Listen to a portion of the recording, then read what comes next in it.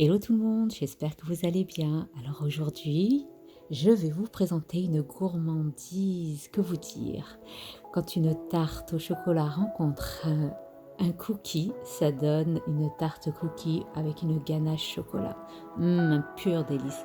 C'est une recette au Thermomix et je peux vous garantir que je lui donne un 5 sur 5. Mes enfants ont adoré.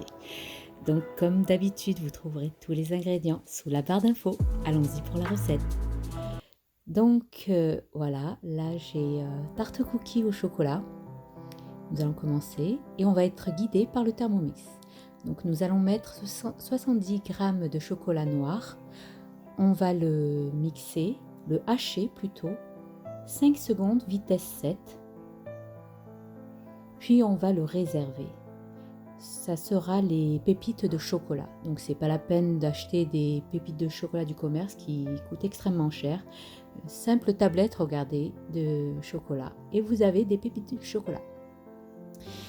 Puis nous allons mettre 60 g de sucre en poudre que nous allons mixer, pulvériser 10 secondes, vitesse 10, pour obtenir du sucre glace.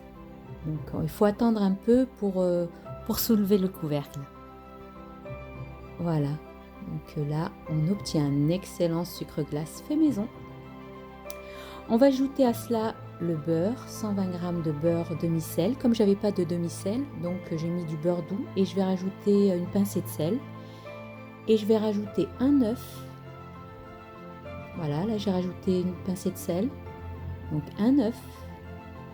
Et je vais mixer 1 minute 30, vitesse 4. Voyez, on est guidé, il faut se laisser guider par le Thermomix. Donc au bout de 1 minute 30, voyez. Donc je vais rajouter la farine. Là j'ai rajouté une cuillère à café de vanille. Et on va mixer turbo 1 seconde. On va faire 5 fois des pulsations de 1 seconde.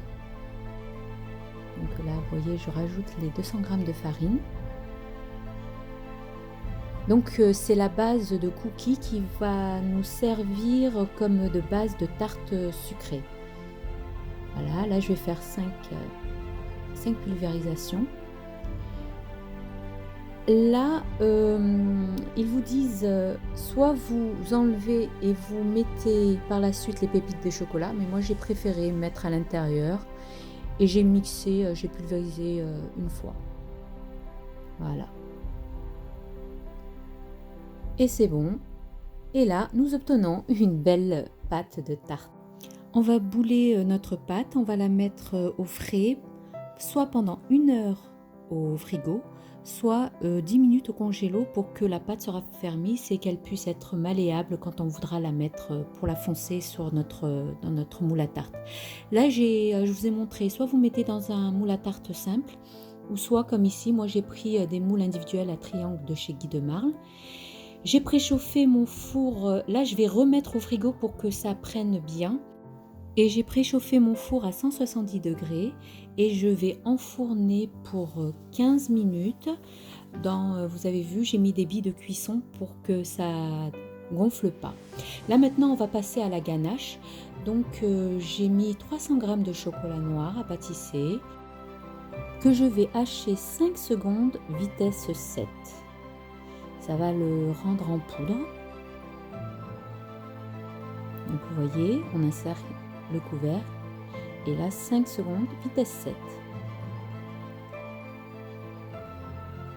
Là moi j'ai voulu faire moitié chocolat noir et moitié gianduja. Donc si vous voulez la recette des gianduja, elle est sur mon compte Instagram. Donc j'ai fait 150 g de chocolat noir et 150 g de gianduja. Je crois que ça s'appelle comme ça, gianduja. Donc on insère le couvercle et le gobelet doseur et on va pulvériser 5 secondes, vitesse 7. Là on va rajouter 200, vous voyez, là on va rajouter 250 g de crème liquide entière, qu'elle soit entière.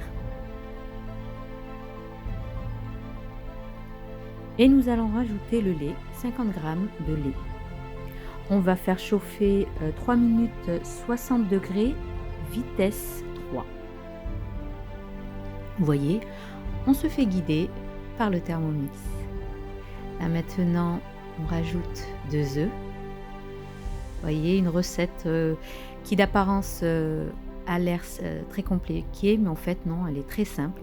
Il faut simplement se laisser guider par le Thermomix.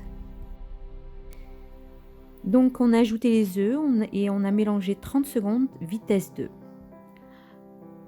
Au bout de ce temps, on va verser sur le fond de tarte et on va baisser entre-temps le four à 150 degrés. Donc là, vous voyez mon fond de tarte a pré-cuit. Et voilà le démoulage. Au bout de 15 minutes, excusez-moi, de cuisson, on va laisser la tarte refroidir 1 heure dans le four éteint. Je dis bien 1 heure dans le four éteint. Puis on retire la tarte du four et on la met au frais.